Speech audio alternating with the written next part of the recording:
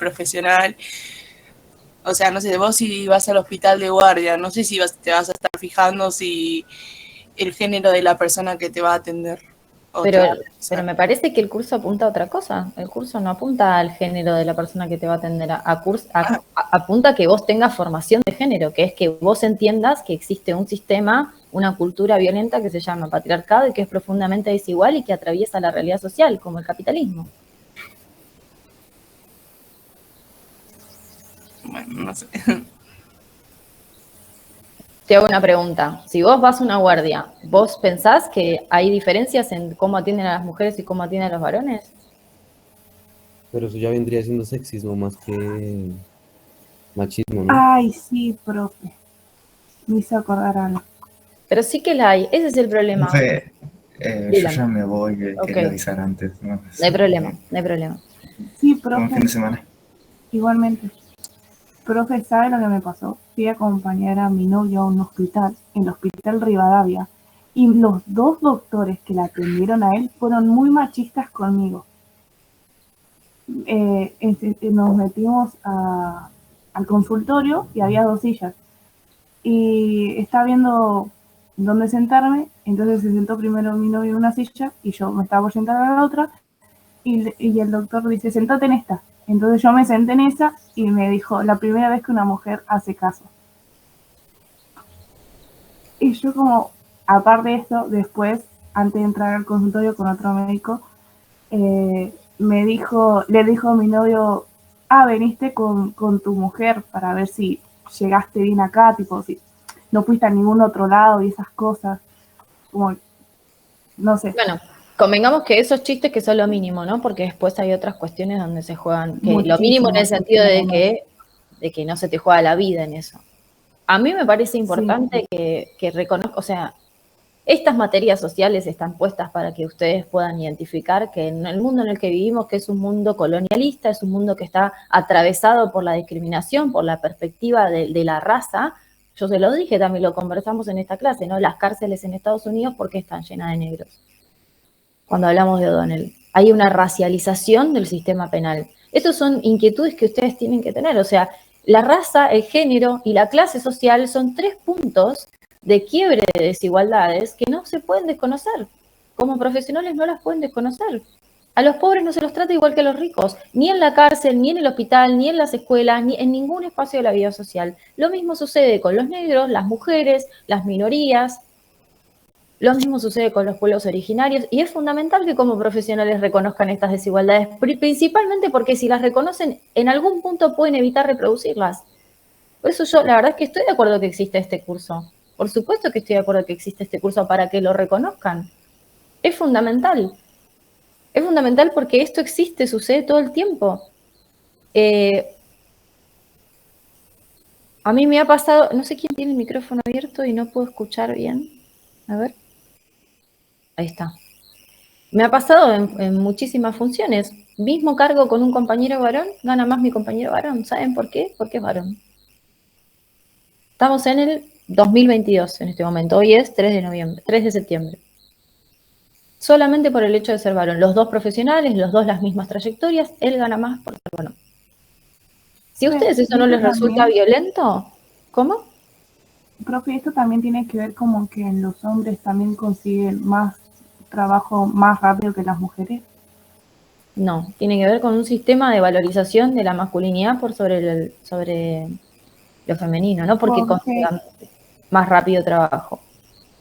Claro, porque habían debatido en otro, tengo un grupo aparte, no es nada que ver con la facultad, que les costaba a las mujeres conseguir trabajo más que los hombres, que vos mandás o te presentás y a los hombres al toque. Como que no le dan la misma oportunidad. Bueno, pero ¿y por qué sucede eso?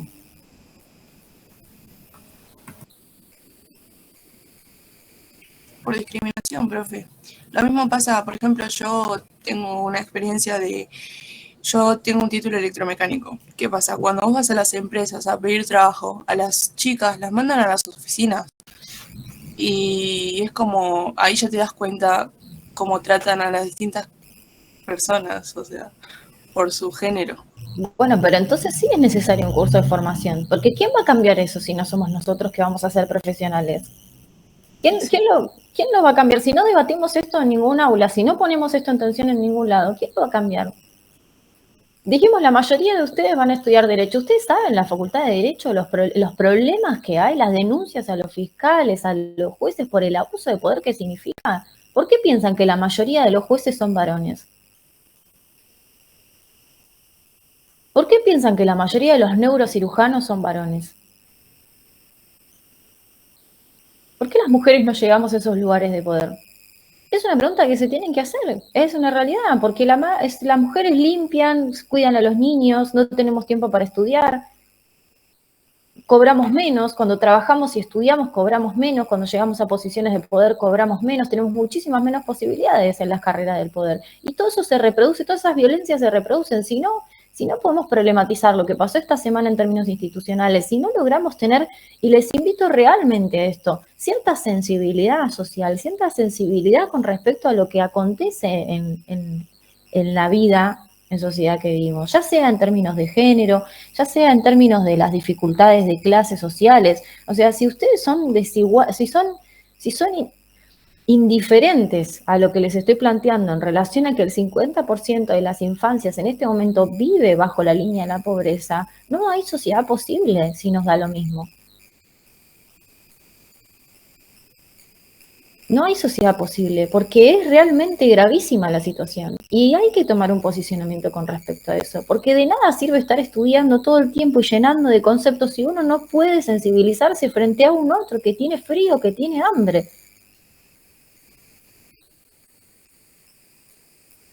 ¿Alguien quiere decir algo más antes de que entremos al autor? Me parece que es importante que le demos cierto dinamismo a estas cuestiones que conversamos.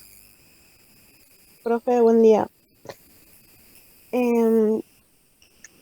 Mientras escuchaba estuve pensando que me parece extraño que, o sea, no extraño, pero como que me hizo ruido que los tres chicos que opinaron, los varones, los tres opinaron que no era necesario o obligatorio el curso. Y las chicas que hablaron opinamos lo contrario. Como muy marcada esa línea. Capaz los chicos no se dieron cuenta de por qué piensan así, pero digo, es como, no sé, curioso. Pues, a ver, yo creo que también es importante aclarar, bueno, sí es importante aclarar que vivimos en un mundo más sexista que machista, igual también tiene que ver el tema de gustos laborales o de, no me olvido cómo es la palabra, o de a dónde se quieren dirigir las personas, ¿no? Hacía una encuesta de cuántas personas querían, entre hombres y mujeres, cuántas personas querían meterse a la carrera de ingeniería y pues obviamente muchos más hombres deseaban entrar a esa carrera mientras el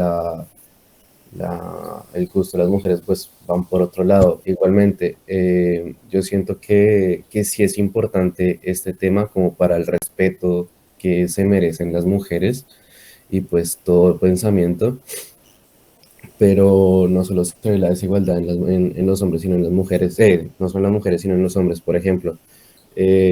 ¿Cuántas personas, cuántas mujeres dicen que el mundo es machista, pero después salen por las noches a rumbear y hay happy hour para las mujeres? Por lo menos en mi país se ve mucho eso, la atención y obviamente que reciben las personas como las Pero mujeres. Julián, disculpa que te interrumpa, pero eso también es parte de la cultura machista, no es culpa de las mujeres. No, no, Pero no entendí lo de rumbear, ¿qué tiene que ver? Como, Él está diciendo que como que el machismo no existe porque los fines de semana hay entradas no, libres no, para el las machismo mujeres a sí los existe, boliches o el descuentos en los machismo sí tragos y existe, esas cosas. Y el que machismo salimos a bailar igual y nos aprovechamos de eso. Es como, no entiendo qué tiene que ver. es que es sexismo, no es que se aprovechen, el mundo es sexista, o sea, no digo que no haya machismo, obviamente lo hay, obviamente es detestable y obviamente condenable, pues, todo acto violento hacia cualquier tipo de personas, pero yo estoy diciendo que eso es sexismo. Lo que sería sexismo es que las mujeres salgan a bailar. No entiendo ese argumento. O sea, perdón, pero no entiendo ese argumento. No, o sea, el argumento no Entonces es... ya no te parece extraño que hagamos el curso obligatorio porque te parece que está No, bien ahora. o sea, para mí igualmente como dijo el otro compañero, eso debe ser como optativo.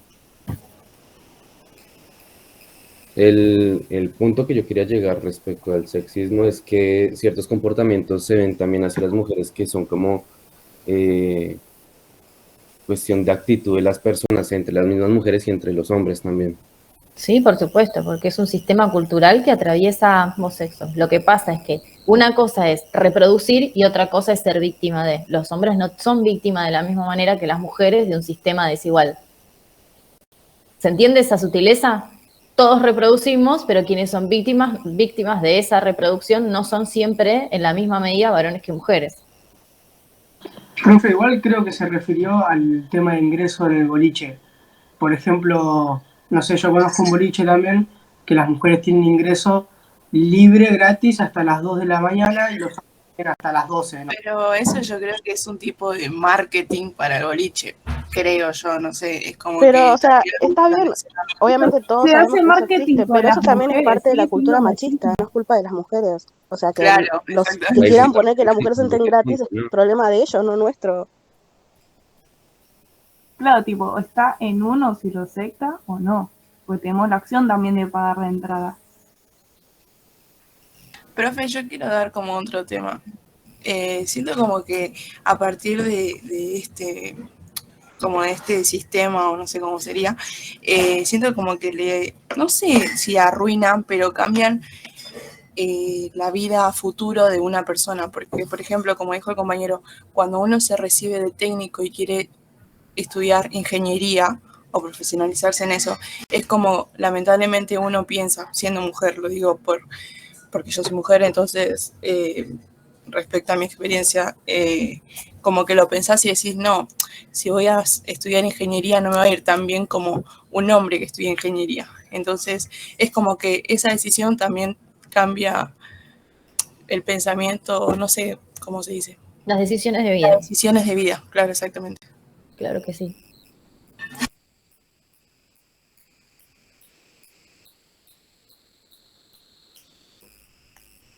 Al fin se pusieron a debatir un poco. Entiendo que les genere como cierto ruido, pero me parece fundamental porque es necesario poder debatir sobre estas cuestiones. Y fíjense que yo coincido con la compañera que es muy, lo quiero decir sin ofender, pero resulta a veces como muy cómodo decir que no hay que formarse en género cuando no se sufren las consecuencias del sistema de desigualdades. Es como, no sé, un rico que diga que no quiere reflexionar sobre las clases sociales. Porque la realidad es que hay una comodidad, o sea, sos el beneficiario de ese sistema desigual. En ese sentido, les invito a que reflexionen fuertemente sobre las diferencias de género, porque las mujeres las sufrimos cotidianamente. Todo el tiempo estamos sufriendo violencia de género. Absolutamente todo el tiempo. En todas las circunstancias estamos sufriendo violencia de género. Desde los comentarios fuera del lugar de compañeros, desde los comentarios fuera en compañeros de trabajo, desde cómo en una familia quién aprende a manejar primero, si el hijo varón, la hija mujer, si cobramos más, si cobramos menos, las carreras que elegimos, las carreras que no elegimos. A eso me refiero también con desarrollar cierta sensibilidad con respecto a los problemas sociales.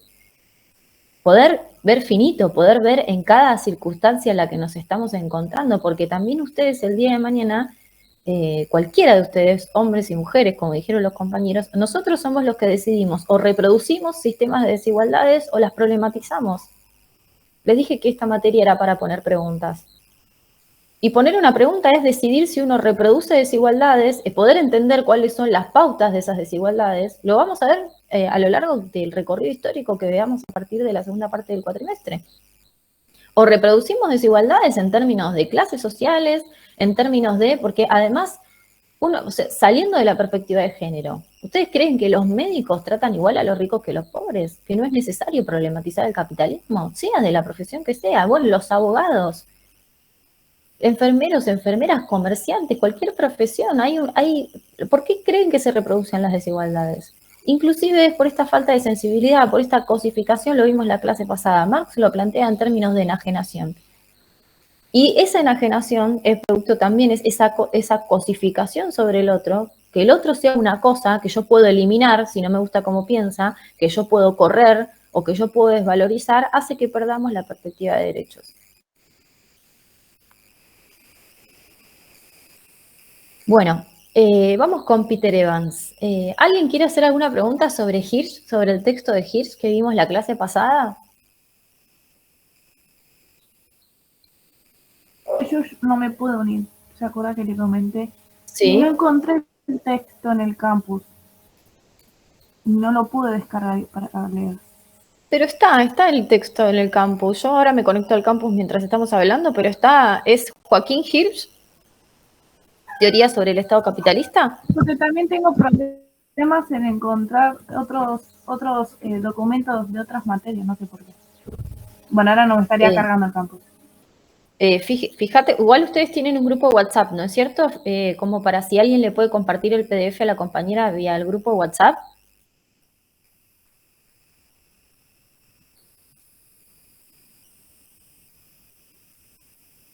Sí. Sí, que pongan el grupo y después de la clase se lo pasamos. Gracias. Bien, hoy nos toca el texto de Peter Evans, hasta acá, ¿no? A mí me gustaría contextualizar un poco algunas situaciones del texto de... Acá estoy en el campus, ahí voy a ver en la página. A mí me gustaría contextualizar un poco, como dijimos, Peter Evans se inscribe en lo que llamamos o denominamos un poco la sociología funcionalista. Es una perspectiva bastante particular. Como toda perspectiva teórica, tiene consecuencias epistemológicas, teóricas y políticas, ¿no? Como tomar una definición en relación a cómo qué pensamos del Estado, qué pensamos del vínculo entre Estado y mercado. No es lo mismo hacerlo desde una perspectiva marxista, como vimos en la clase anterior, que desde una perspectiva más institucional, más en términos de derechos, como vimos con O'Donnell, o desde esta perspectiva que se llama funcionalista. La escuela funcional, la escuela de la sociología funcional, el funcionalismo, surge en un contexto muy particular, que es un contexto entre guerras, un periodo entre guerras, sobre todo post-Segunda Guerra, entre la Primera y la Segunda Guerra Mundial, y que se consolida post-Segunda Guerra Mundial.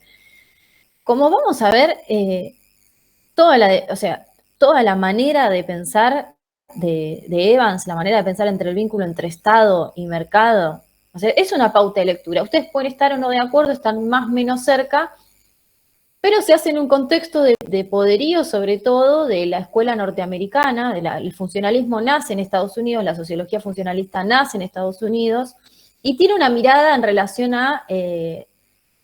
surge, lo vamos a ver también en la parte histórica más adelante, surge sobre todo en el debate de lo que tiene que ver al calor del desarrollismo, de las ideas del desarrollo, ¿no?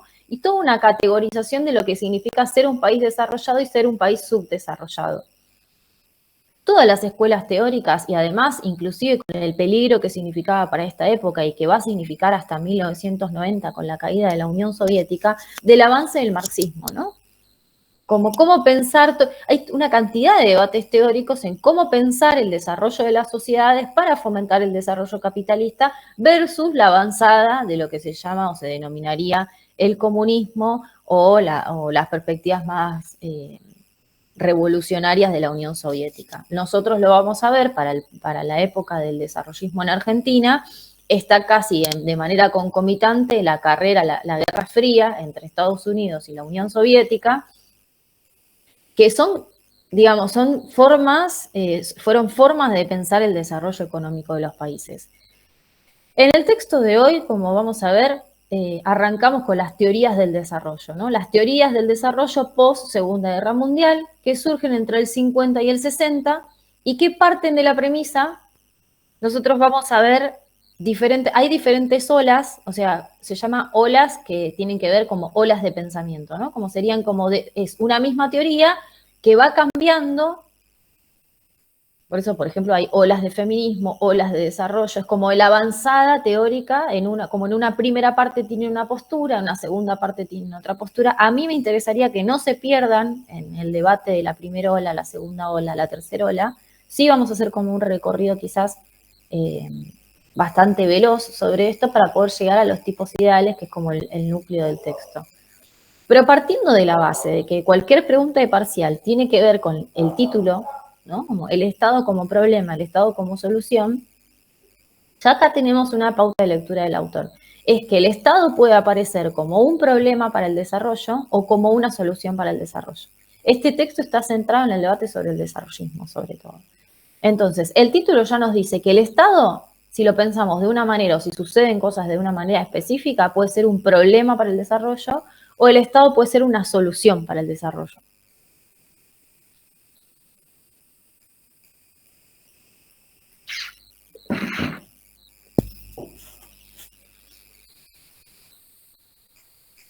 Bien, entonces, como dijimos, durante la primera parte, 50-60, los años de 50-60, aparece la premisa de que el aparato del Estado podría emplearse para fomentar un cambio estructural.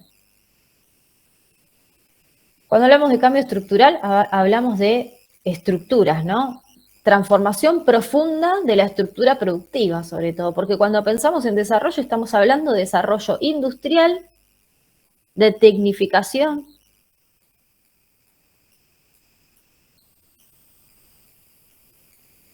Se aparece para este primer periodo, para esta primera etapa de reflexión del desarrollismo, que el aparato es el responsable de acelerar la industrialización.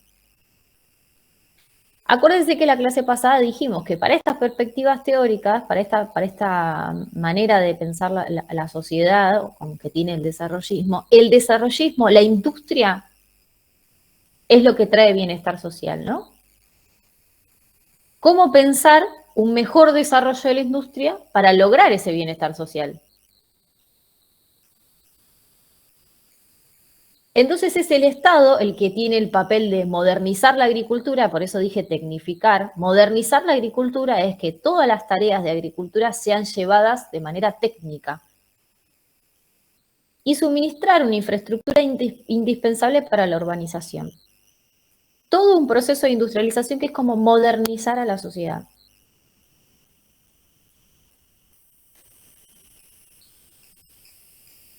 ¿Qué va a pasar? Esto fue como la primer parte de las teorías desarrollistas. El Estado era el principal motor que podía traccionar este proceso de cambio. Llevadas adelante estas experiencias de desarrollismo, sucede, acá dice bien el texto, en las décadas posteriores, esta imagen del Estado como agente preeminente del cambio. ¿Qué fue lo que pasó? Una vez que se llevan adelante las primeras experiencias desarrollistas, fueron generando también una imagen que es la contrapartida, que eso es el título del texto. Que en lugar de ser el Estado el principal agente de promoción, o sea, aquel que puede, esa caja de resonancia que puede hacer de la industria un proyecto de desarrollo, aparece el Estado como un obstáculo fundamental para el desarrollo. O sea que en las mismas teorías desarrollistas hay un debate quién debe ser el actor que debe llevar adelante el proceso de desarrollo.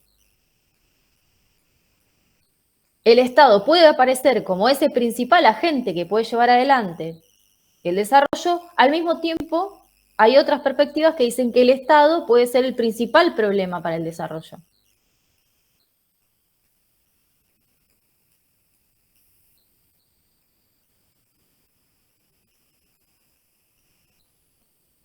Y fíjense lo que dice acá, dice, para los latinoamericanos que procuraban comprender las raíces de la crisis y el estancamiento que enfrentaban sus naciones, estamos hablando de la década del 50 y el 60, no era menos obvia la influencia negativa del hipertrófico aparato estatal. La palabra hipertrófico, de trofia viene de parálisis, hipertrófico es ultraparalizado, ¿no?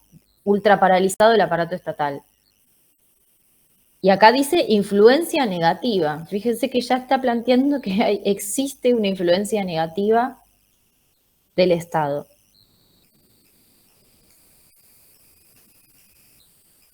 Pero no siempre va a ser negativa la influencia del Estado. Acá dice, para los países latinoamericanos, sobre todo para los 50 y los 60, el Estado aparece como un problema para resolver el desarrollo. Entonces lo que vamos a tener es que en diferentes contextos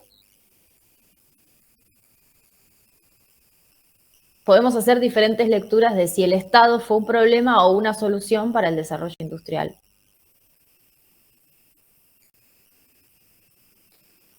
Esta imagen, dice, el Estado como problema es en consecuencia de su fracaso de cumplir las funciones que se había fijado en los planes de acciones anteriores.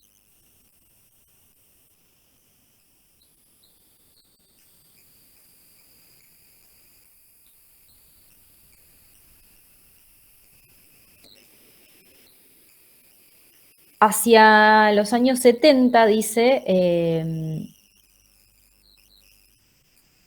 se redefinió también la idea de qué significa cambio estructural, ¿no? Como cambio estructural es que el Estado también puede llevar adelante ajustes estructurales. No solo es promover, sino que cuando hablamos de cambio estructural, el Estado también es aquel que puede llevar adelante ajustes estructurales. Cuando llamamos ajustes estructurales, estamos hablando de un Estado que sea capaz de tocar las variables económicas principales de la macroeconomía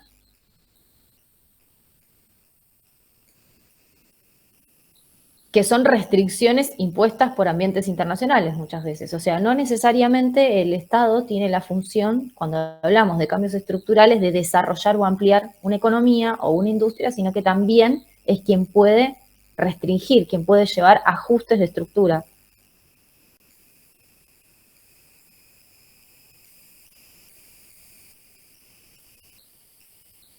Entonces, una cosa son las primeras perspectivas de desarrollo, otra cosa fueron las experiencias o el derrotero de las experiencias de diferentes países, menciona Latinoamérica, menciona África, y otra cosa es lo que puede hacer efectivamente el Estado, ¿no? Como en esta primera presentación, hasta acá, el Estado como problema o el Estado como solución. Entonces vamos a ver cómo las diferentes teorías, como esta misma teoría, o sea, las teorías del desarrollo, van a enfrentar diferentes posicionamientos con respecto a el rol del Estado. Por eso se llama el primer apartado perspectiva sobre el Estado. ¿Hay hasta acá alguna pregunta? Estoy tratando de ir un poquito más despacio que con Hirsch para que no genere inconveniente. No, profe, todo bien. ¿El resto? ¿Se entiende este primer planteamiento del autor, esta primera manera de acercarnos? Sí, profe. Sí, se entiende. Bien. Dice, la antipatía hacia el Estado como institución tiene muchas raíces, como lo saben bien, es que cualquiera, una vez que haya tenido esperas interminables en el otorgamiento de una licencia o un organismo burocrático, se ha obligado a tratar con un empleado público intransigente. Esto ya lo vimos nosotros con O'Donnell. ¿Se acuerdan cuando hablamos de las filas interminables que uno tiene que hacer cuando va a alguna entidad estatal? Que hablamos de la película Relato Salvaje, de ese personaje bombita que termina volando todo por los aires. Cuando dice empleado público intransigente, ¿no? Como cualquiera de nosotros se cruzó con esta faceta del Estado, ¿no? Con ese aparato burocrático que no funciona. Esos empleados públicos que lo único que hacen es trabar los trámites, la insensibilidad del aparato burocrático. No, hoy ya se terminó tu horario, pero llegamos hasta el número 35, no te podemos atender, vuelve la semana que viene. Filas interminables. Dice, de estas antipatías, así como de las pruebas notorias del desempeño deficiente, se nutrieron los ataques durante la segunda ola. Entonces, la primera ola de pensamiento desarrollista, tenemos al Estado como el principal agente de promoción del desarrollo. Fíjense que acá está diciendo que la segunda ola se nutre de que ese aparato y las experiencias de ese aparato, del cumplimiento del aparato estatal en relación al desarrollo fueron deficientes. Entonces, la segunda ola empieza a tener como una antipatía en relación al rol que cumple el Estado en el desarrollo. Primera ola es mucho más simpática con el Estado, la segunda ola es mucho más reticente. Podemos hacer esa diferencia. Tenemos las teorías del desarrollo, las primeras muchísimo más pensando que el aparato, el Estado, cumple un rol fundamental para el desarrollo, la segunda ola bastante más antipática. Dice, incluso las teorías del desarrollo que privilegian al mercado como institución siempre han reconocido que la existencia del Estado es esencial para el crecimiento económico. En esta segunda ola no quiere decir que hay que eliminar el Estado, pero el Estado debe ser un Estado mínimo.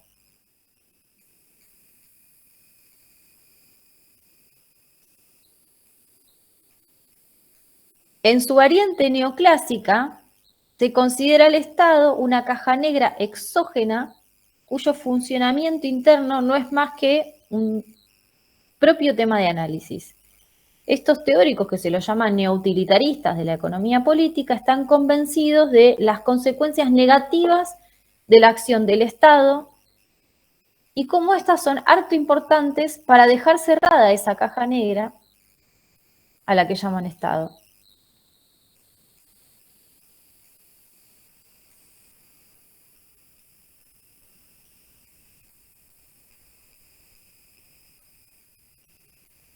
Entonces acá tenemos una primera ola y una segunda ola. Y cómo esta segunda ola cambia la perspectiva sobre el Estado, ¿no? Como el Estado acá aparece más como un problema que como una solución para estas perspectivas teóricas. Acá dice, ¿no? En un apartado, la esencia de la acción del Estado, y está reflexionando como de qué se trata la acción del Estado, radica en el intercambio que tiene lugar entre los funcionarios y los sustentadores. Los funcionarios requieren para sobrevivir partidos políticos y estos a su vez deben contar con incentivos suficientes si no se quiere que desplacen su apoyo a potenciales ocupantes del Estado. Quienes desempeñan cargos públicos pueden distribuir directamente los recursos con quien cuentan entre sus partidarios a través de subsidios, préstamos, empleos, contrataciones o provisiones de servicios, o bien para pelear a su autoridad para crear rentas públicas destinadas a grupos favorecidos, limitando la capacidad de maniobra de las fuerzas de mercado. Esto que acabo de leer es clave. ¿Se acuerdan que la clase pasada, cuando hice una intervención y les dije que teníamos el concepto renta pública es una pregunta de parcial? ¿Qué es la renta pública? Esto que acabo de leer. Cuando hablamos de renta, hablamos de una capacidad de producir una riqueza, una ganancia, ¿no? Una renta. Tener una renta de algo, una renta inmobiliaria, una renta de la tierra, una renta pública. La renta pública es un concepto clave de Evans. Porque esto es lo que se puede preguntar también en el parcial, ¿no? Como la diferencia que hay entre la apropiación de renta pública en los tres diferentes tipos de Estado. Y vamos más despacio para explicarlo. Quienes desempeñan cargos públicos, o sea, los empleados, los funcionarios del Estado, o sea, el aparato burocrático del Estado, todos los empleados que forman parte del Estado, tienen la capacidad de distribuir los recursos del Estado.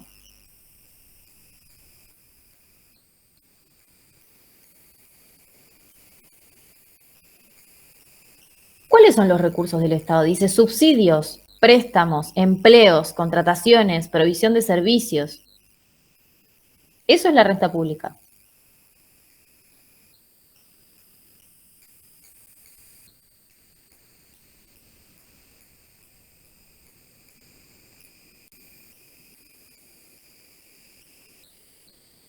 Y esto, dice, limita la capacidad de maniobra de las fuerzas del mercado.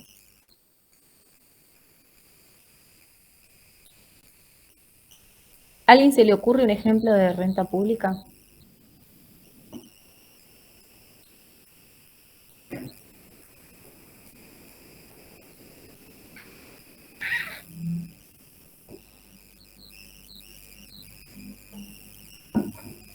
No estoy seguro, pero puede ser, por ejemplo, como el caso ese que daban, creo que en el estado predatorio. Por ejemplo, la explotación minera y esas cosas.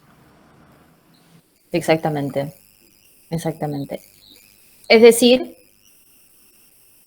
en tanto estoy en una posición de poder que distribuye recursos y que toma decisiones sobre los recursos, puedo elegir a quién dárselos. Por ejemplo, yo trabajo en el Ministerio de, ya les conté, en el Ministerio de Salud. Viene Nicolás y me dice, che, estoy sin trabajo, ¿no me conseguís un puesto? Claro, perfecto, hablo con mi jefe y le conseguimos un puesto a Nicolás. Viene Joaquín, son los dos compañeros que tienen las cámaras prendidas, y me dice, che, yo también estoy sin trabajo, ¿me conseguís un puesto en el Ministerio de Salud? Sí, dale, hablo con mi jefe. ¿Quiénes entran? Mis allegados. Entonces, ¿qué estoy haciendo? De repente Joaquín no estudió nada que tenga que ver con salud y Nicolás tampoco estudió nada que tenga que ver con salud. Sin embargo, entra al Ministerio de Salud con posiciones de privilegio en lugares con sueldos acomodados.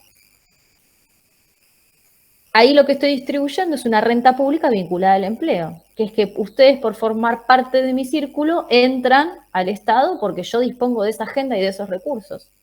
Ahora, Nicolás tiene una empresa petrolera y quiere ganar la licitación para, no sé, para ser el proveedor de gas de un país.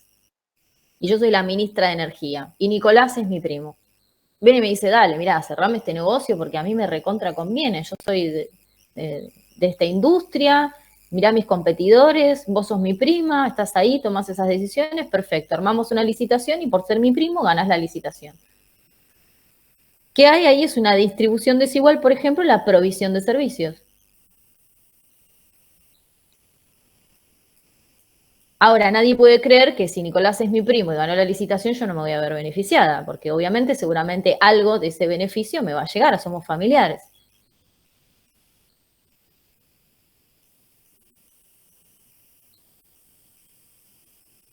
La renta pública, digamos, el aprovechamiento de la renta pública es una manera decorosa, diplomática, de hablar de la corrupción, ¿no? Es lo que más adelante lo vamos a ver, se llama corrupción. Es corrupto lo que estoy planteando, ¿no? Ahora, nosotros tenemos que poder explicarlo en términos de Evans, que es cómo se produce para los tres tipos ideales la apropiación de la renta pública. Vamos a ver que justamente en los tres tipos de Estado, el predatorio, el intermedio y el Estado desarrollista, la apropiación de la renta pública es absolutamente distinta.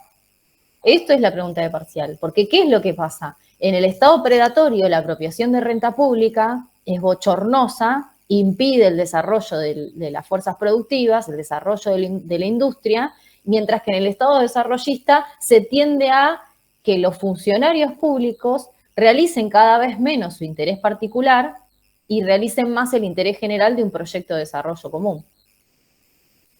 Y eso tiene que ver sobre todo con, y acá está otra clave de lectura de Evans, que es que para que exista menos apropiación de renta pública, para que exista menos estos acontecimientos de desiguales distribuciones de la renta pública, tiene que haber una correcta selección de los funcionarios.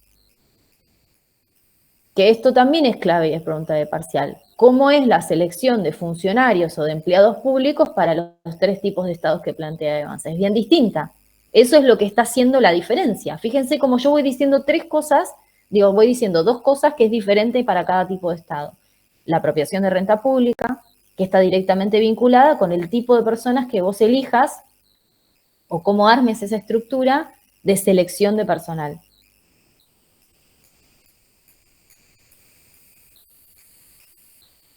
Fíjense la frase que dice a lo siguiente: los funcionarios pueden quedarse con una parte de la renta para sí. De hecho, se adopta la hipótesis de que la competencia para ocupar cargos públicos es en parte una competencia por las rentas. ¿Por qué ¿Por qué las personas están desesperadas por ocupar cargos públicos? Porque significa un beneficio en la distribución de los recursos, sobre todo los recursos estatales, y ni hablar de los recursos del mercado, ¿no?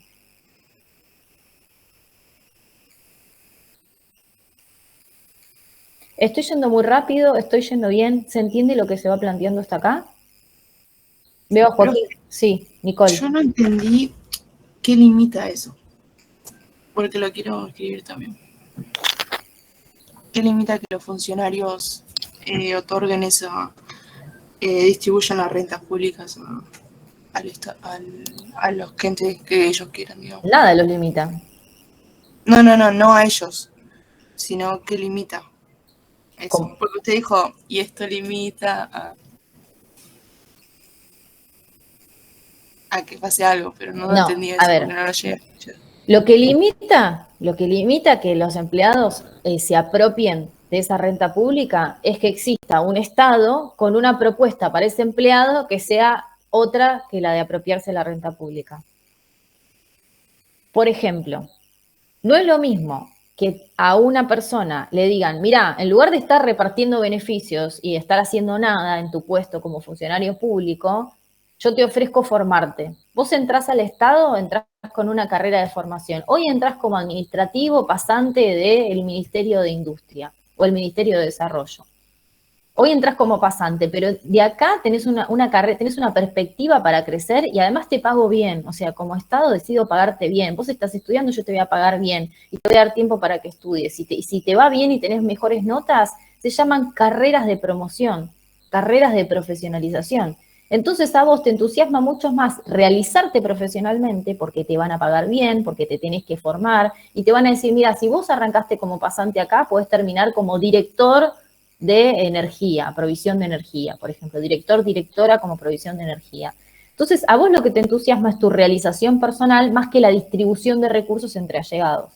La hipótesis del autor o la tesis de lectura es que lo dije también la clase pasada cuando les dije que Evans dice que lo que hay que invertir es en recursos humanos. A esto se refiere cuando dice que hay que invertir en recursos humanos para lograr bienestar, porque los recursos es clave que el aparato burocrático, el aparato del Estado, los funcionarios, los empleados del Estado sean eficientes en ese sentido.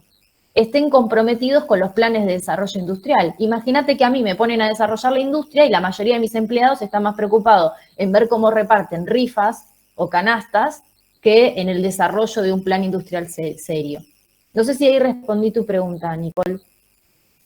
Sí, profe, gracias. Entonces, lo que limita la capacidad de que tus funcionarios se apropien o no renta pública, esto lo dice el autor, no lo digo yo, es que como Estado vos propongas planes de desarrollo profesional serios, vinculados, eficientes, eficaces.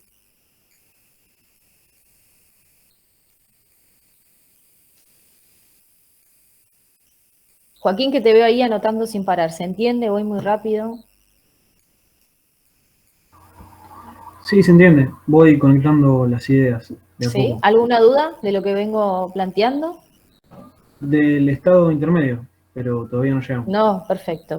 Vamos bien entonces. Hasta acá entonces tenemos las olas, lo que plantean la primera y la segunda ola, una clave de lectura que es la apropiación de renta pública, otra clave de lectura que es la capacidad de los funcionarios para apropiarse de esa renta pública o no, o sea, cómo van a estar formados, cómo seleccionamos a los funcionarios que van a llevar adelante el plan de desarrollo.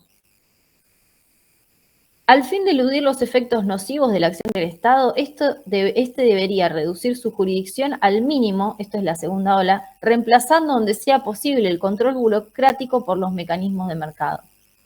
Entonces, a diferencia de la primera ola, que es el Estado quien comanda y lleva adelante el plan de desarrollo, en la segunda ola plantea un Estado mínimo que debe cederle al mercado los mecanismos de control, ¿no? Los mecanismos de selección para el desarrollo. Entonces, hasta acá tenemos una primera ola con un Estado más fuerte, que es como motor de estos planes de desarrollo, y una primera ola, y una segunda ola que el Estado debe ser más mínimo y debe darle lugar al mercado.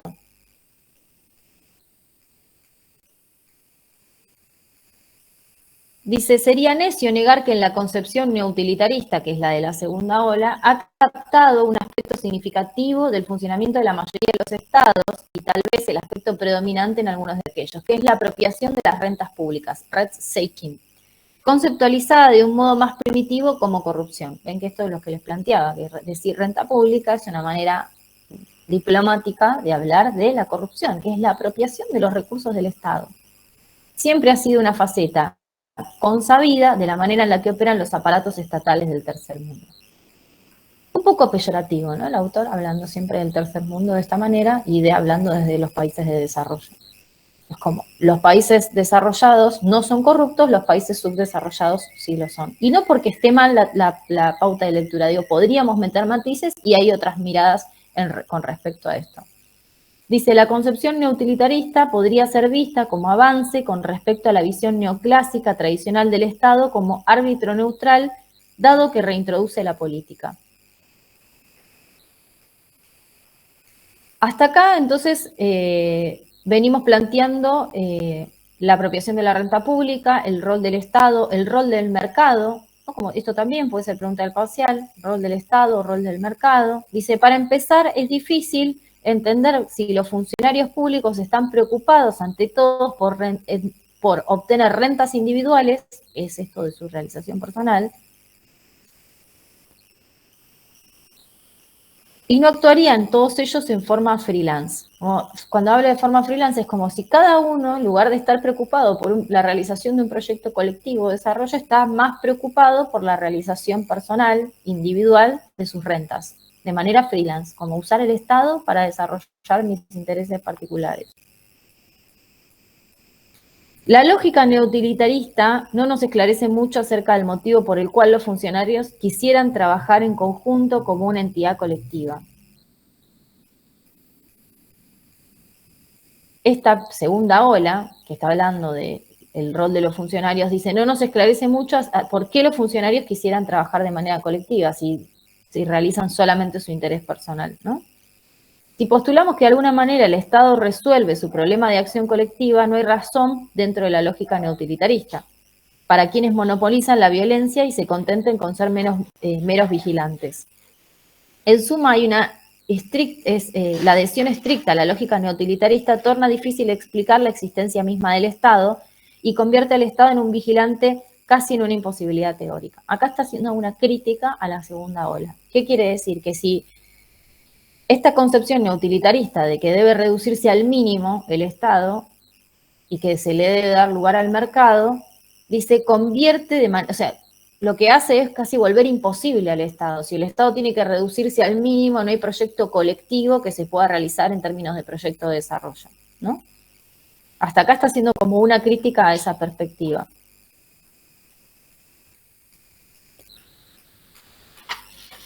Para bien o para mal, los mercados están siempre inexplicablemente integrados a la matriz que incluye pautas culturales y redes sociales compuestas por lazos individuales polivalentes. Entonces, hasta acá, esto también es importante pensar, tanto Estado como mercado, como aparato burocrático, están integrados a pautas culturales. Entonces, no podemos desconocer tampoco que los mecanismos económicos, las cuestiones económicas o los proyectos económicos están mezclados con pautas culturales, están mezclados con redes sociales, que se integran a lazos sociales que son individuales de las personas de manera polivalente, o sea, múltiples. Está invitando a un pensamiento un poco más complejo que la lógica neutilitarista, ¿no?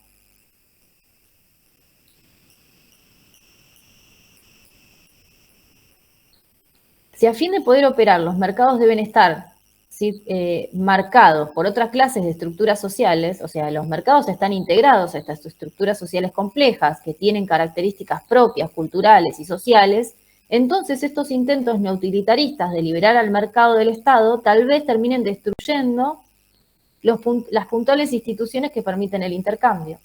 Esto es una crítica a la segunda ola. ¿Qué está diciendo? Si solamente dejamos que el mercado opere, quizás el mercado termine destruyendo, al liberarse del Estado, de aquello que necesita para eso, el principal intercambio. Por eso dice que es una imposibilidad teórica pensar al Estado de esta manera mínima. Esta era, desde luego, la postura de la tradición clásica de los estudiosos del institucionalismo comparado han destacado la complementariedad esencial entre las estructuras del Estado y el intercambio del mercado para promover una transformación industrial. Acá está proponiendo otra pauta de lectura, ¿no? Es decir, existe actualmente una complementariedad que se puede pensar entre estructuras del Estado e intercambio del mercado, y cómo esto puede promover una transformación industrial.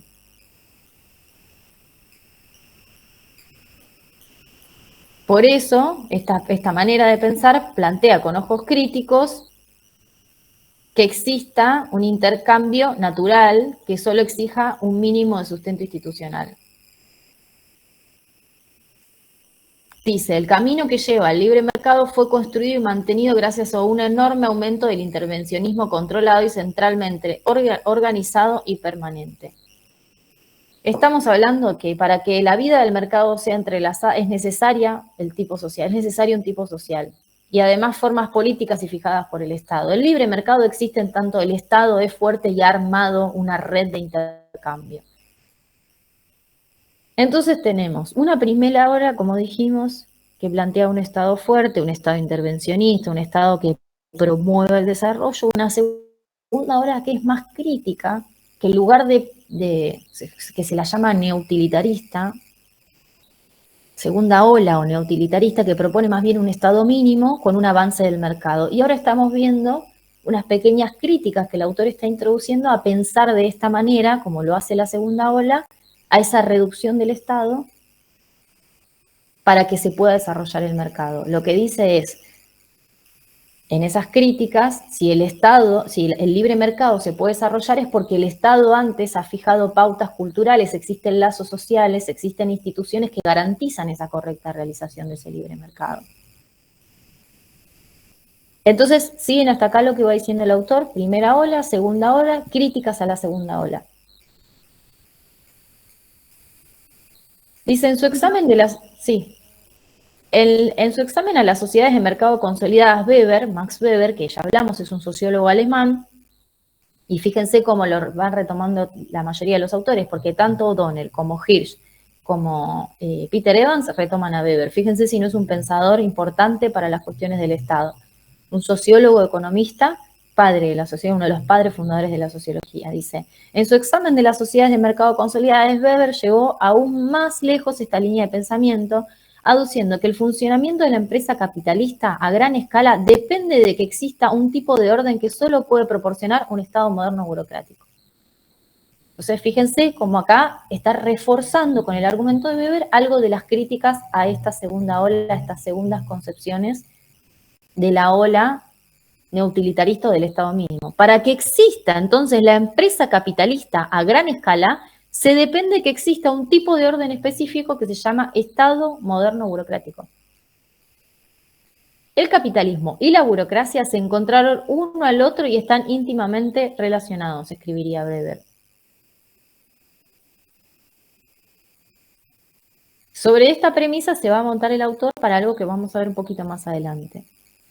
Esta relación mínima, este vínculo estrecho que existe entre el aparato burocrático, siempre que digo aparato burocrático me refiero a esa cajita de zapatos de empleados e instituciones que llevan adelante las tareas del Estado. Y para Weber lo que está diciendo es, para que exista una empresa capitalista, para que un país desarrolle su capitalismo a gran escala, depende que exista esa cajita de empleados fuerte. No mínima, como plantea la segunda ola, sino fuerte.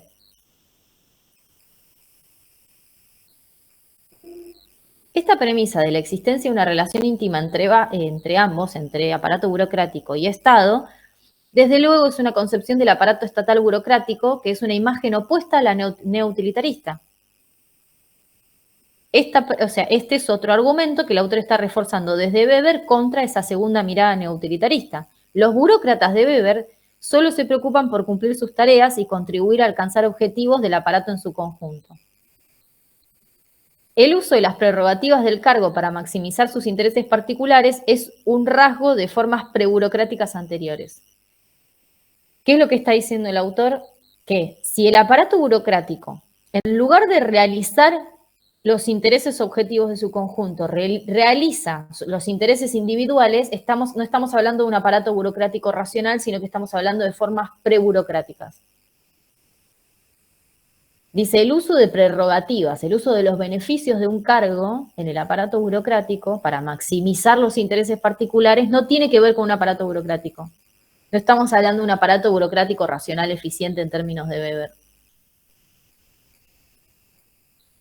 Weber pensaba que el Estado les es útil a quienes operan en los mercados precisamente porque el proceder de los funcionarios obedece una lógica muy distinta que al del intercambio utilitario. La capacidad del Estado para apoyar a los mercados y a la acumulación capitalista depende de que esa burocracia fuera una entidad corporativa, y esto es clave también. O sea, que para el desarrollo, según Weber, para que la empresa capitalista funcione, el aparato burocrático tiene que ser coherente. Esta es una de las principales características. Y que esos individuos viesen en la consecución de metas corporativas la mejor manera de realizar su interés personal. Esto es el ejemplo que yo puse antes. En lugar de yo beneficiar a mis allegados, lo que me importa a mí es desarrollar un plan económico específico. El aparato burocrático tiene que ser coherente, tiene que ir por un interés corporativo. Y además de coherente, tiene que ser eficaz. Porque esa coherencia corporativa del aparato burocrático hace que los individuos están aislados de las demandas de la sociedad circundante. Por más de que venga Nicolás, que es mi primo y es dueño de una empresa petrolera, yo estoy aislada de él porque a mí me es más importante mi carrera como funcionaria en el Ministerio de Energía que darle un beneficio a Nicolás. Porque mi carrera tiene una promoción, tiene un sueldo, por eso se habla de aislamiento. El aparato burocrático, los funcionarios que cumplen sus cargos en el Estado, en lugar de realizar su interés personal con sus allegados y sacar de eso un beneficio, están más preocupados por un proyecto colectivo que trasciende, que es corporativo. Me importa que el ministerio funcione bien, no me importa lo que le pasa a mis allegados, porque la sociedad funciona bien. Porque voy a recibir distinciones y recompensas por mi función en lugar de estar distribuyendo los beneficios que me otorga mi puesto en el Estado. Dice, este aislamiento se refuerza confiriendo a los burócratas un estatus distintivo. A mí me da prestigio ser ministra, pero es un prestigio fuerte, es un prestigio que es recompensado en términos de dinero y de prestigio social. Eso le provee al aparato burocrático, un aparato burocrático racional, coherente, aislado de las demandas de la sociedad, le provee eficacia, dice. Para que esta eficacia sea decisiva, es necesaria una concentración de expertos a través de un reclutamiento basado en el mérito y las oportunidades ofrecidas para promociones y ascensos en la carrera profesional a largo plazo. Esto es fundamental para Evans, esto es lo que vimos la clase pasada. Invertir en capital humano es invertir en un plan de desarrollo industrial. No voy a poner a la cabeza, fíjense, para un desarrollo industrial serio necesito que, por ejemplo, el ministro de Industria, el ministro de Energía, que son como las dos patas claves para un proceso de desarrollo industrial serio, tienen que ser personas competentes, idóneas, eficaces. ¿Cómo las recluto? ¿Cómo elijo a los ministros y todo su equipo? Las direcciones que hay al interior de los ministerios, los equipos que asesoran a los directivos, hasta el pequeño administrativo que ocupa un cargo mínimo, que lleva una agenda, bueno, es una carrera, es una selección, un reclutamiento de personal basado en la meritocracia. Son los mejores universitarios. No es cualquiera, no es mi primo, mi vecino, mi allegado, mi allegada, alguien que me cayó bien, mi crush, la persona que me estoy chapando, no es esa selección, sino que tiene que ser alguien que sale de una carrera profesional. Por eso dice, para que exista eficacia burocrática tiene que haber una concentración de expertos, los mejores, para los mejores cargos, los mejores recursos humanos. Un reclutamiento basado en el mérito, los mejores resultados universitarios, las personas que más se desempeñan en sus estudios, en su profesión, en sus oficios.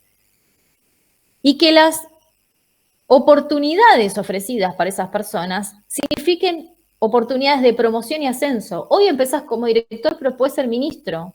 Hoy empezás como administrativo, pero podés ser directivo. Y ascenso profesional a largo plazo. Que a vos te signifique que vos cuides tu puesto, porque vos tenés la posibilidad de desarrollarte profesionalmente en lo que se te está ofreciendo.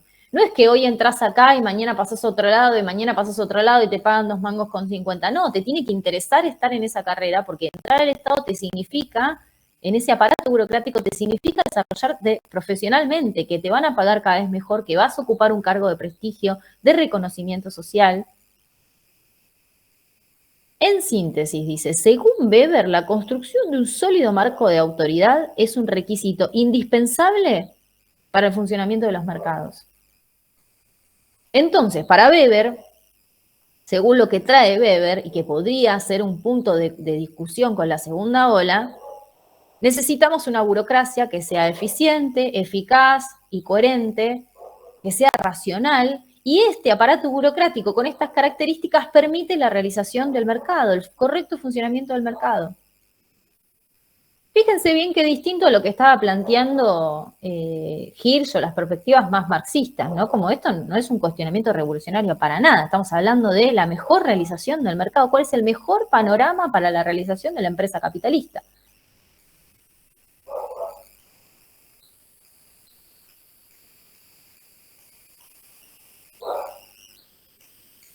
La visión de Weber sobre el rol del Estado fue ampliada y habla de la capacidad de instrumentar reglas previsibles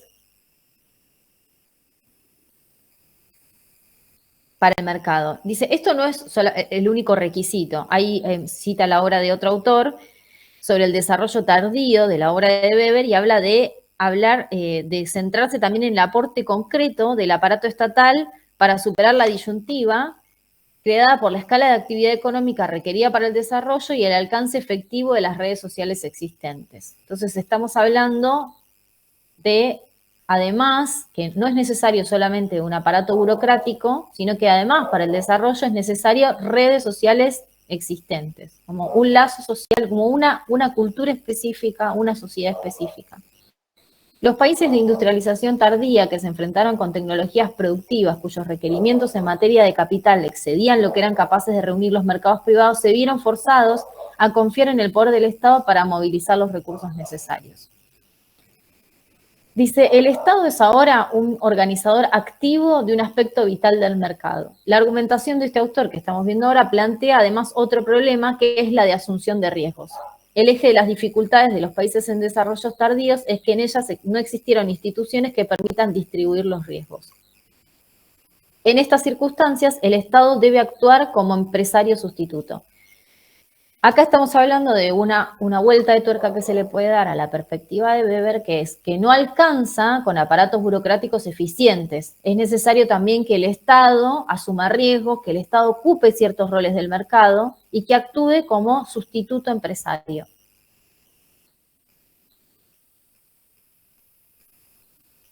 El Estado debe ofrecer incentivos desequilibrantes para instar a capitalistas privados a invertir. Y al mismo tiempo debe estar en condiciones de aliviar los cuellos de botella que se generan con desincentivos para la inversión. ¿Qué es lo que quiere decir? Que el Estado en algún punto regula el mercado, ¿no? Y no es un Estado mínimo. Lo estamos cuestionando en la segunda ola. Porque el Estado ahí interviene como desequilibrante para algunos capitalistas. Yo creo que lo planteé la clase pasada cuando dije, bueno, lo que tenemos que hacer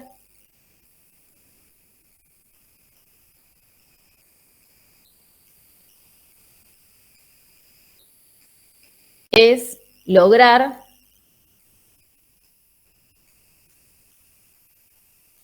que el Estado en algún punto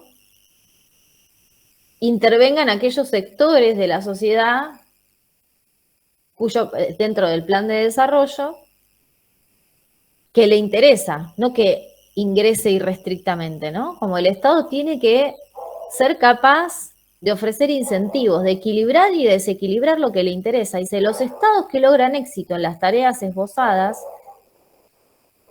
pueden llamarse legítimamente desarrollistas. Acá ya tenemos una primera definición que nos va a acercar a la experiencia de lo que él llama el desarrollismo, ¿no? La forma más pura del desarrollismo. Es un Estado que tiene un aparato burocrático coherente, eficaz, que interviene en los lazos sociales, que interviene en un proyecto y que además es capaz de dirigir al mercado, ¿no?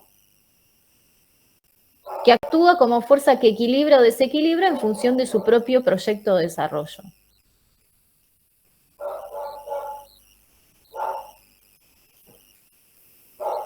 Porque lo que hace es fomentar perspectivas empresariales a largo plazo en las élites privadas, aumentar incentivos para las inversiones, disminuir riesgos.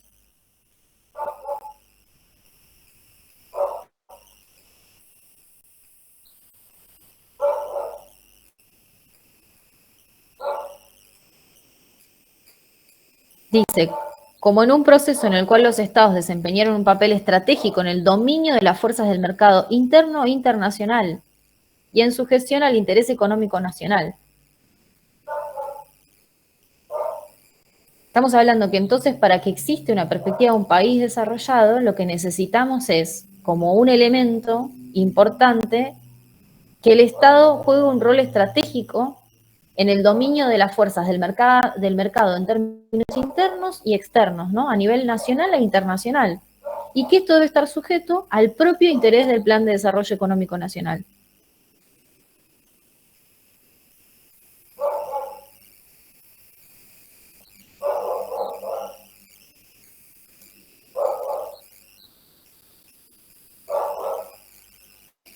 Estamos hablando también, ¿no? Como de la capacidad del Estado de intervenir en el mercado o de aislarse del mercado, ¿no?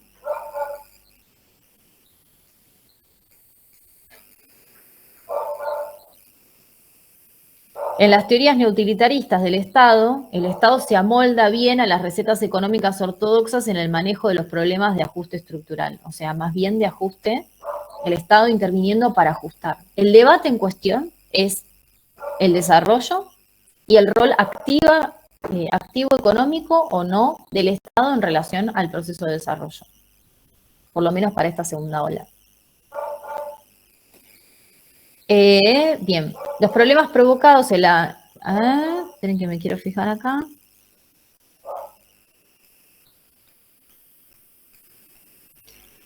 Dice, guste o no, el Estado tiene una función central en el proceso de cambio estructural, aun cuando dicho cambio se defina como ajuste estructural. El reconocimiento de este papel central retrotrae inevitablemente a las cuestiones vinculadas con la capacidad del Estado. ¿Qué es lo que está planteando el autor? Que se trate de ajuste o de desarrollo, el rol del Estado es fundamental para cualquiera de las dos situaciones, de ajuste estructural, de ajuste en términos de intervención en las variables económicas, o en términos de desarrollo. No se trata de identificar políticas correctas, sino de la aplicación consistente de una política cualquiera que requiere una institucionalización duradera de un complejo mecanismo político.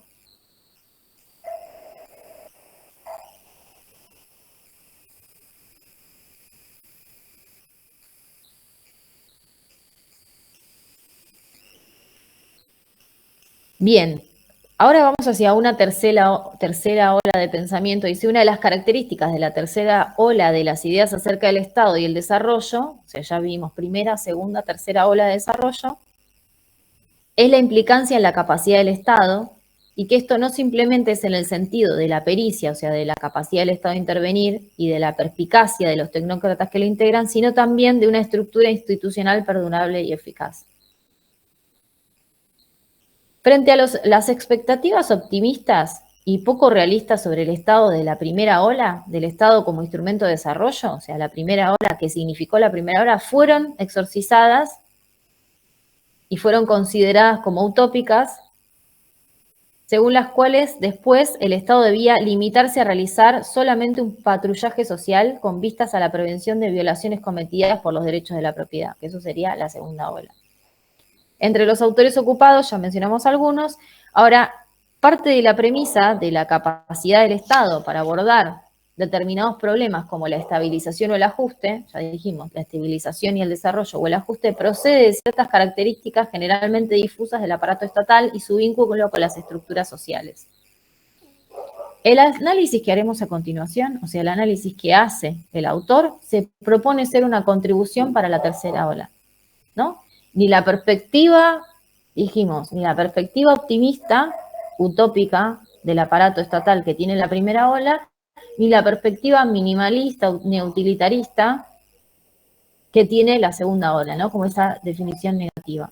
Estamos hablando de una tercera ola cuya característica es la de pensar en la capacidad del Estado, en debatir sobre la capacidad del Estado, no solamente sobre la pericia y la perspicacia de los tecnócratas que le integran, o sea, en la capacidad de su aparato burocrático, sino también en que exista una estructura institucional y que ese aparato institucional sea perdurable y eficaz.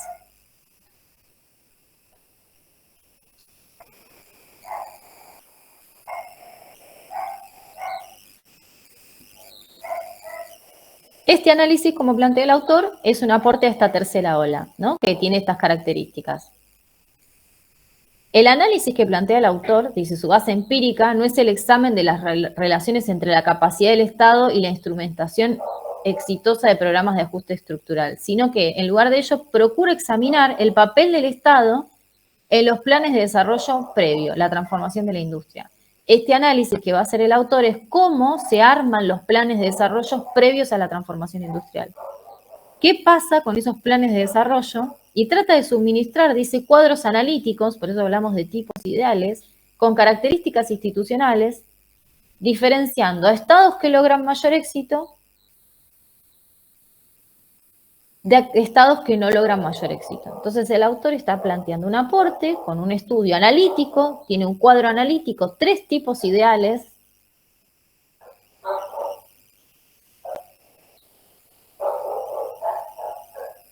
más un análisis empírico. Cuando hablamos de análisis empírico va a citar 3 ejemplos históricos de 3 tipos de desarrollos en diferentes partes del mundo para ejemplificar a través de historia lo que pasó con estos 3 tipos ideales que él desarrolla. En el análisis, dice, no se debe suponer que la estrategia de dar un paso atrás para considerar los anteriores patrones de transformación industrial equivale a afirmar que la definición de las instituciones estatales eficaces es la misma en todos los planes de acción económica. Dice, algunas características institucionales favorecieron el crecimiento de la industria nacional y quizás puedan ser disfuncionales para alcanzar la estabilización y el ajuste. De todas maneras, existe una correlación elemental entre el desempeño del Estado en un buen plan de transformación industrial y su desempeño en el ajuste. Se trata entonces de que existe una correlación entre el desempeño del Estado y cualquier plan de transformación, ya sea de desarrollo industrial o de ajuste. Los países africanos que no consiguieron crear una industria nacional tampoco consiguieron garantizar el crecimiento con un programa de ajuste estructural. Lo que está diciendo es que ni el Estado que actúa de manera ineficaz lo hace de manera ineficaz para ajustar o para desarrollar. Existe una correlación elemental, dice, entre los rasgos institucionales que facilitan ambas tareas, ajuste o desarrollo. La transformación, o sea, comprender la transformación industrial también puede contribuir al análisis del papel del Estado en un ajuste exitoso. Entonces se trata de cuáles son las características institucionales de los Estados, ya sea para desarrollar la industria o para llevar planes de ajuste. La correlación elemental entre el desempeño del Estado para ambas tareas indica también requisitos institucionales para poner prácticas, recetas ortodoxas, que son el contrario del fomento de la industria nacional.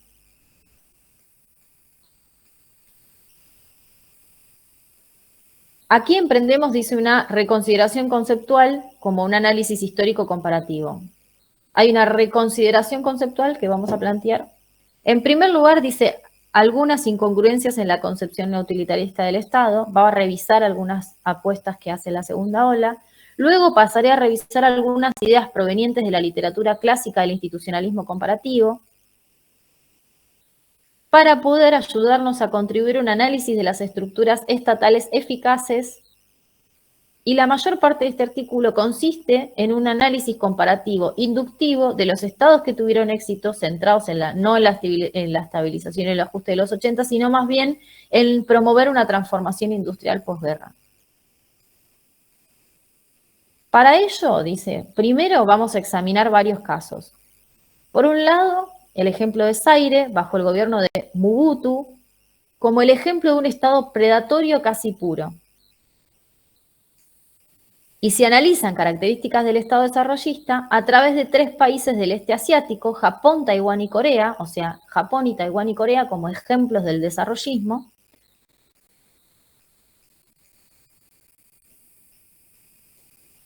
comparados, ¿no?, como con éxito considerable, aunque no pudieron mantener un desarrollo consistente, son un punto intermedio, denominados países de desarrollo intermedio, que son Brasil e India.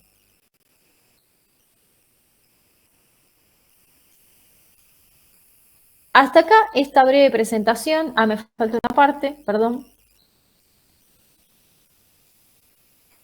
Dice, para que el Estado aislado sea eficaz debe resultar evidente la naturaleza de un proyecto de acumulación y de medios de instrumentarlo. Es necesario un plan de transformación. Dice, la forma en la que un proyecto de acumulación debe descubrirse, inventarse y llevarse existe establecer conexiones con el capital privado. Una burocracia al estilo prusiano, se refiere a una burocracia al estilo alemán, que puede ser muy eficaz para la prevención de la violencia y del fraude, pero con una capacidad empresarial sustitutiva baja. Dice, estos argumentos demandan un Estado más bien enraizado, encastrado con la sociedad, que aislado. O sea, vamos a ver otro concepto que es fundamental, que es necesario más que un Estado aislado de las demandas de la sociedad, un Estado que sea enraizado o encastrado con los proyectos de la sociedad. Cualesquiera que sean los rasgos estructurales de la capacidad del Estado, la argumentación en favor del papel central se aplican sobre todo en aquellas situaciones de la transformación de la estructura que está a la orden del día. La industrialización, como eje de los estudios que presentaremos, es el ejemplo clásico del tipo de transformación, pero también el ajuste estructural. Industrialización nacional no es lo mismo que ajuste estructural. Requiere algo más que un cambio gradual. en contraste entre el Estado predatorio y el Estado desarrollista cobra mayor relieve cuando se plantea una transformación. O sea, que el contraste entre un modelo más puro de transformación y un modelo más puro de desarrollo adquiere mayor consonancia cuando estamos hablando de transformación industrialista. La existencia potencial de un rol positivo del Estado no genera la necesidad lógica que se concrete ese potencial. Hay sociedades y economías que necesitan estados desarrollados, pero que no alcanzan necesariamente para desarrollarse, como demuestra a las claras el caso de Zaire, que es el caso que vamos a arrancar a ver la clase que viene, que es el ejemplo del Estado predatorio. Hasta acá lo que hemos visto, alguna duda, alguna consulta, ¿se entendió este primer planteamiento del autor por las diferentes corrientes, las diferentes olas, cómo él va a aportar a la tercera ola con las diferentes particularidades?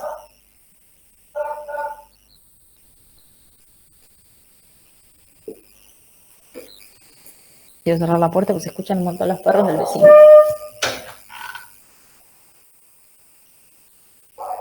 Luana, Nicolás, quienes están siempre con las ventanitas abiertas, Joaquín, ¿alguna duda de lo que vimos hoy?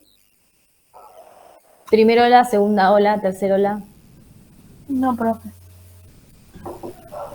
Yo noté muy poco de la tercera. Si podrías repetir algo, estaría bueno. La tercera ola, lo que va a plantear de la tercera ola, vuelvo acá.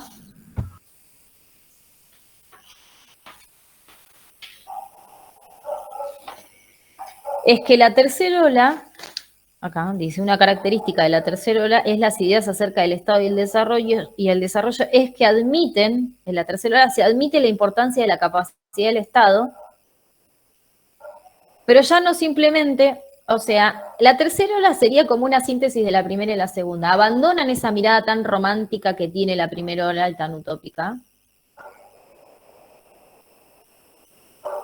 Y dice, no simplemente en el sentido de pericia y perspicacia de los tecnócratas, o sea, del aparato burocrático, sino más bien en el sentido de las estructuras institucionales perdurables y eficaces. Dice, ya no se trata de una perspectiva optimista y poco realista de la primera ola, ni tampoco de la segunda ola, que el Estado solamente realiza una tarea de patrullaje social y de prevención de violaciones de los derechos de propiedad.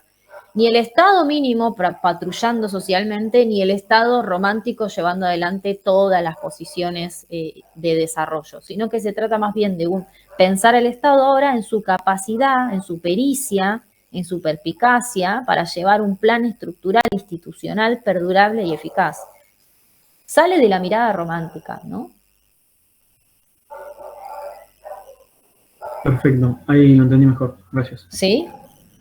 Es como si fuese una síntesis, ni la mirada romántica de la primera ola, ni la mirada minimalista de la primera ola, sino más bien una mirada más realista de lo que pasa con el Estado, más de problematizar el aparato burocrático. Es decir, ni el Estado mínimo, ni el Estado haciendo todo. Un Estado problematizado, pensando cuál es la eficacia, cuál es la eficiencia, pensar a su aparato burocrático. Por eso va a proponer un análisis que va a contribuir a esta tercera ola. Ni es una mirada romántica de que el Estado lo puede resolver todo, ni es una mirada negativa ni peyorativa del Estado, sino que se posiciona en una tercera ola donde dice, bueno, hay que enfrentar los problemas más, digamos, de una manera más académica y más seria, o sea, y académica sí, porque interviene desde ese debate, en los rasgos estructurales de las capacidades reales del Estado, pensar para cada Estado cuáles son sus posibilidades de desarrollo, pensar si tiene que estar enraizado y vinculado con la sociedad o tiene que estar aislado. Ahora después, más adelante, cuando profundicemos sobre los ejemplos teóricos que vamos a dar la clase que viene, Estado predatorio, Estado intermedio y Estado desarrollista, yo voy a hacer rasgos teóricos, no me voy a detener en los ejemplos históricos. Eso lo tienen que leer ustedes y tienen que armar sus propios resúmenes. Cómo llenar de ejemplo histórico las características de cada uno de los estados que plantea el autor. ¿Ahí se entendió más o menos, Joaquín, con la tercera ola?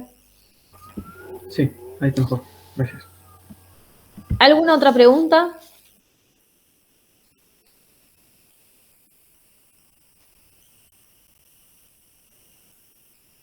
Renta pública, palabras clave de la clase, aparato burocrático, renta pública, funcionarios, mercado, Estado, selección de funcionarios, carrera meritocrática para la selección de funcionarios, puestos públicos,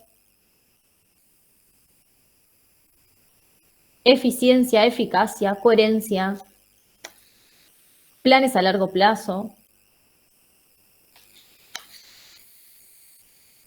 Hay un concepto clave que vamos a ver en la clase que viene, se llama autonomía enraizada, ¿no? Que sería como la propuesta del autor, como un aislamiento del Estado y al mismo tiempo un enraizamiento con los intereses.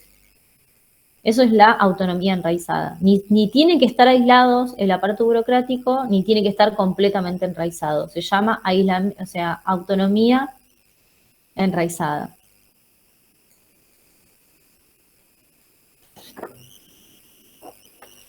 ¿Alguna duda, alguna consulta de lo que vimos hoy? Fuimos un poquito más despacito, se entiende, quedan los ejemplos para la clase que viene. Para el miércoles vemos los tipos ideales, estos que presenta el autor. ¿Quieren decir algo?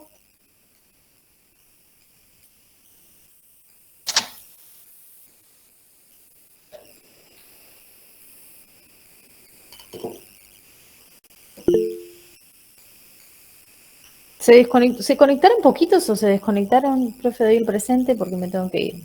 Dale. Bueno, nos vemos el miércoles. Pónganle presente en el chat. Continuamos con Evans. Terminen de leer, que es largo. Nos vemos puntual a las 9, ¿sí? Les dejo un abrazo, que tengan lindo fin de. Chao, profe. Profe.